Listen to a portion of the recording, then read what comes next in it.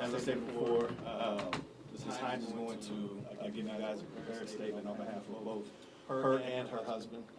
And then Ms. Donaldson and I will field any questions that you have. Ask you guys to bear with Ms. Hines. She's a little bit nervous, never been in this position before, so if you can bear with her while she speaks. We get her closer to the mic. Sure. Can you go ahead and give your full name and spell it, just so we all have it? Just make sure we can hear you.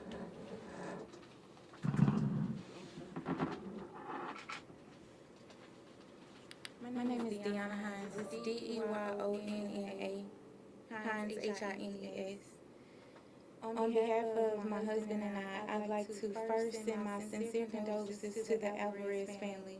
The pain of losing a child is something no one should ever experience. As the parents of 6 children, we understand the unconditional love you have for your children and the overwhelming desire to protect them from this world. My husband, Tony, felt the same desire to protect us that night. We were robbed at gunpoint. We didn't know if we were going to get out of that situation alive, but my husband did what he could try to do to protect us. Without the man making the decision to rob us, we would not be in this position. We understand and support the Alvarez family in their journey for justice.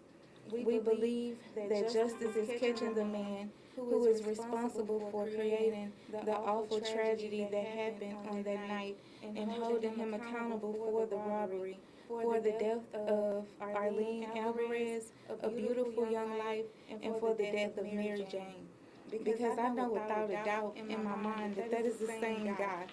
We understand the Alvarez family's pain and share in that pain as we too are still processing the situation. We will never forget that night, and we will never forget that beautiful little girl. The lives of 2 families have been forever altered by the poor decision of a man who is still on the streets. We, like the Alvarez family, left our home that day, believing it was just another pleasant day of spending time with loved ones, only to have it end with devastation. Nothing we say can take away the pain of losing a child. Trust me when I say our nights are sleepless thinking about your pain. I believe if we work together, we can find the man truly responsible. We are continuing to pray for the Alvarez family, and we ask you all to do the same. Thank you. Our attorneys will now take your questions. What makes you believe that it's the same as suspect in both? So, they had a chance to look at some previous. Yeah, I'm sorry, we're gonna have to get you in front of the mic. So they had a chance to look at other surveillance video from past robberies, and the physique, body build, and the mannerisms of the person that robbed them matched exactly to that of the person that they saw in those surveillance videos. So Ms. Hines and Mr. Earls are very sure that that is the same person by all accounts. You're talking about the footage of the van scaling the ones on Winkler? Correct. The Alvarez family says there is no self-defense claim here that can justify this shooting. Have you spoken with your clients about that? Have they heard this from the Alvarez family? And what do they make of that? So we have talked to them about the state's position on this being a defenseless act. The issue here is really one of whether a jury can decide if my client's actions were reckless or not. This, based off of the information that we've been able to gather, the evidence that we've been able to look at, it's a question of did Mr. Earls at the time believe that his life was still in danger when he shot at the moving vehicle? It is our position that a jury will see it from Mr. Earls' point of view that he in fact was still in a dangerous position, and while it's an unfortunate series of events, he was justified in his actions. So you probably heard this, but on Friday night, the Alvarez family said they believe that it was and I'm quoting them now, they believe it was a drug deal gone bad, and that Mr. Earls knew the robber. And that's completely baseless and untrue. This was a family that was out for the evening. They were at an ATM machine trying to get money for food. and a robber takes away their plans for the evening and their plans for the foreseeable future. Were their children or any of their children in the vehicle also with them? No, it was just the two of them that evening. And was Mr. Earls at the ATM with his truck, or did he exit his vehicle and pursue the robber? So at one point, Mr. Earls was in the vehicle. The keys to his vehicle ended up being thrown outside by the robber. He goes outside of the car to get his keys. At that point, the robber sees him outside of the vehicle, starts to shoot, and that's when Mr. Earls defends himself and his wife. So the robber fired first at Mr. Earls, is your contention? Absolutely. Can you give us a play-by-play of how that night went down? Sure. Mr. Earls and Ms. Hines are together going to get money so they can buy food for the evening to cook.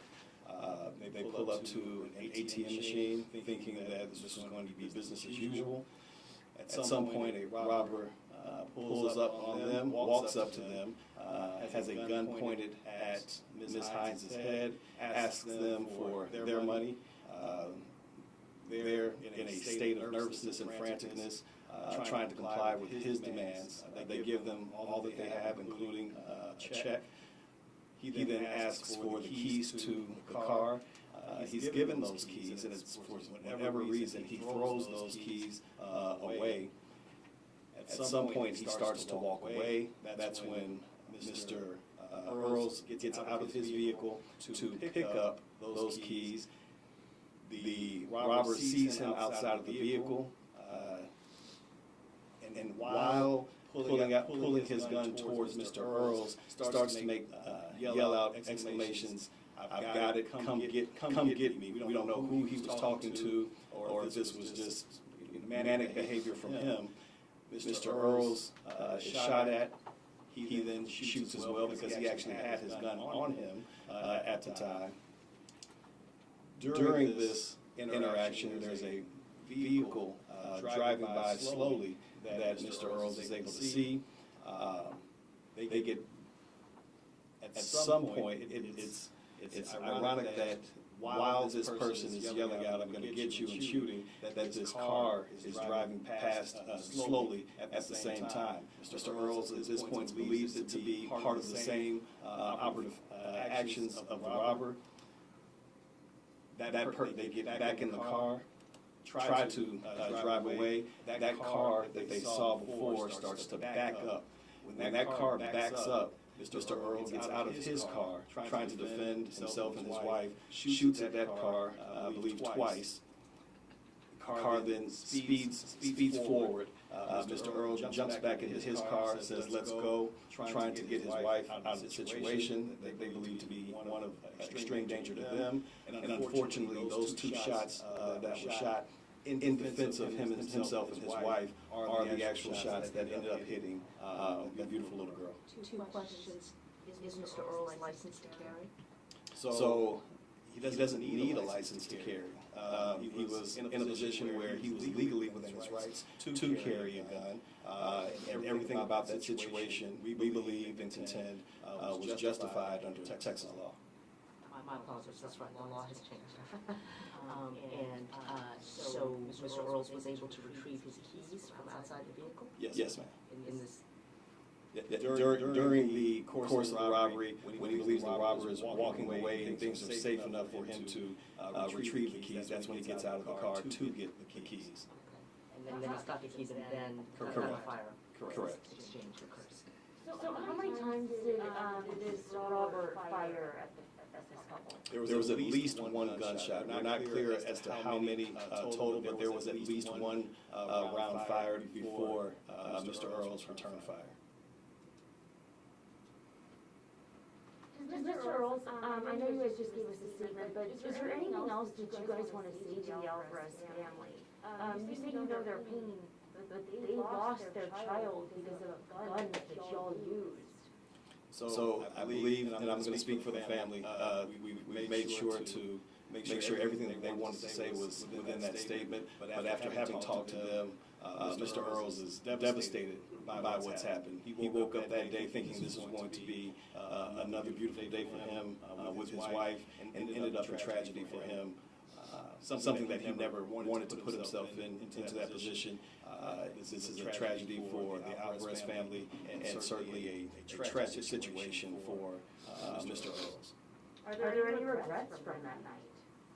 Well, I'm sure we can all think about the what ifs and the how we could have done things differently. But in this particular situation, other than simply staying home that night, there's no way Mr. Earls would have known the position that this robber would have put them in. And what exactly was it that the robber said to them? Do you know those words? Well, when are you referring to? When the robber came up to them, was the passenger window down, was that how he was able to put a gun to her head, and what is that? So Ms. Hines was finishing up a transaction, so her window would have been down at that point. Was she in the driver's side? She was on the driver's side, so she's the one that the gun was initially pulled on. The gun was pointed at her head. He was asking for their money, repeatedly asked them for any cash that they had in the car. They were trying to comply with all of his demands and were complying with all of his demands.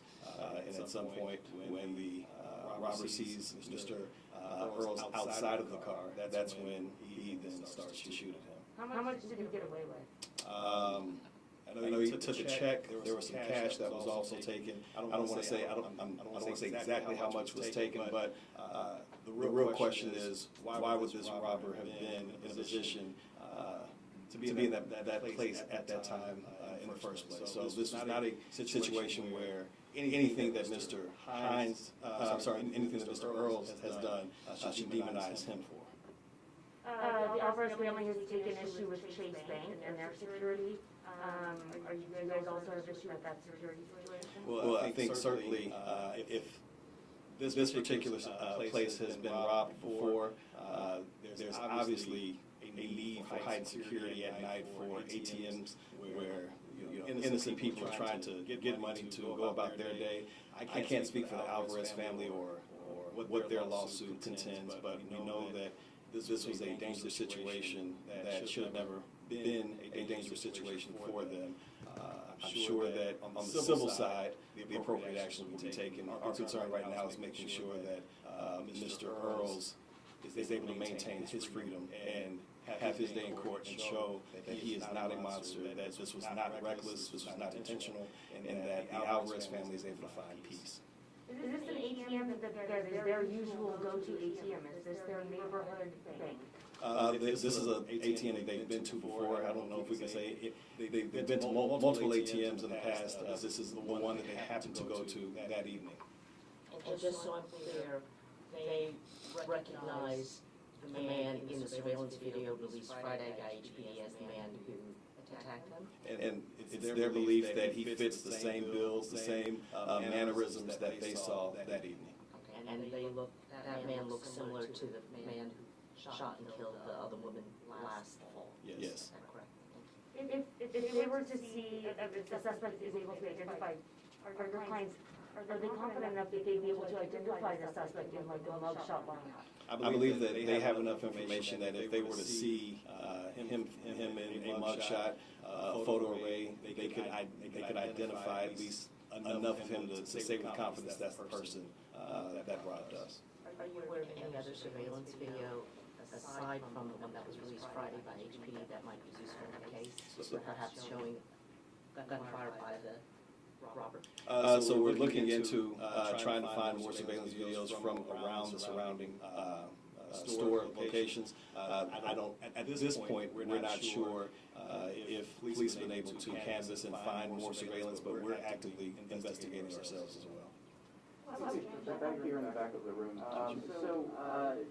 It has been said that the grand jury will look into this and decide if the charges will be increased here.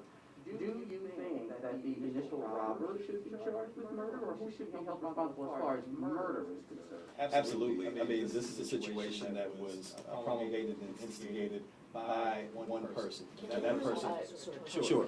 That one person has not been brought to justice yet. That one person has not been found. We are hopeful that the Houston Police Department will make this a top priority for them to find the person who is the real demon in the situation.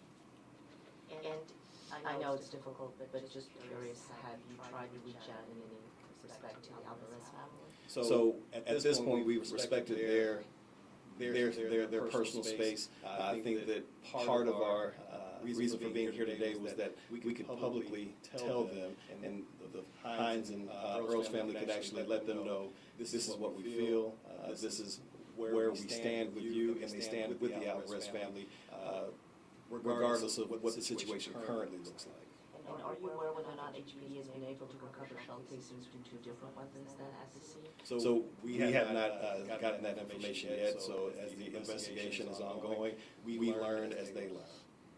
Question, can you correct me if I'm wrong, but would you say that the main objective for this case would be to show or convince the jury that this wasn't reckless only because under the Texas law, this is no longer a self-defense case? Absolutely. So for all intents and purposes, this becomes a question of, can Mr. Earls utilize self-defense? And the state's position is that under the Texas Penal Code, when you act recklessly, then you lose that self-defense. So this will hinge on a jury believing, was Mr. Earls acting recklessly, or was he acting as a reasonable person would in the high-intensity situation that he was in? And what would be the fine line that defines or distinguishes self-defense versus reckless? I think it comes down to a jury's perspective of what is reasonable in that situation. So put yourself in a position where you're being shot at. Put yourself in a position where there's a slow-moving vehicle right at the same time that you're being shot at. Put yourself in a position where you're trying to protect yourself and your wife, and ask yourself, how would you have responded? And that's what the jury's going to have to decide. Mr. Earl seems to be very emotional. Has he shared his emotions with you? Absolutely. From day one, when I say this is devastating to him as well, knowing that a life was taken, with him being a part of that situation, it is eating him up inside, and it's been eating him up inside since day one. We've tried to let him know, there's, as one of your colleagues questioned, what would you have done differently? There's nothing in that situation that prepares you for what Mr. Earls had to deal with, and this has him up all night, every night. Legally, what charge could there be against the robber to upgrade to, as you say, maybe a murder case or something like that? What legal recourse could there be? What kind of charge, since he didn't actually pull the trigger?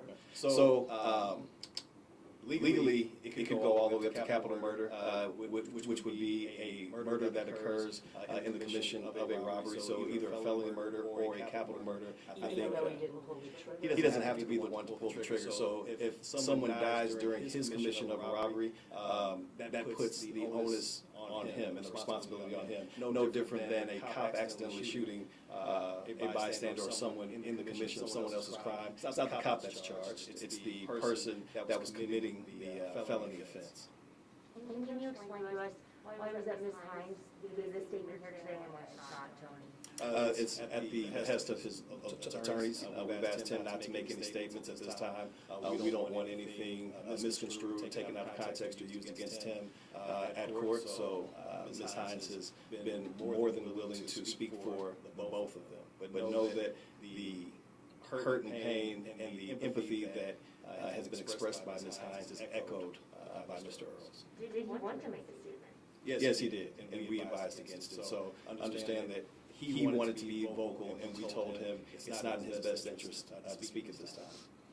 For the producers and everyone at home, could we get you to spell your... Sure. Brennan Dunn, Brennen, and Maricia Donaldson, Myrecia, Donaldson, Donaldson. Thank you, guys.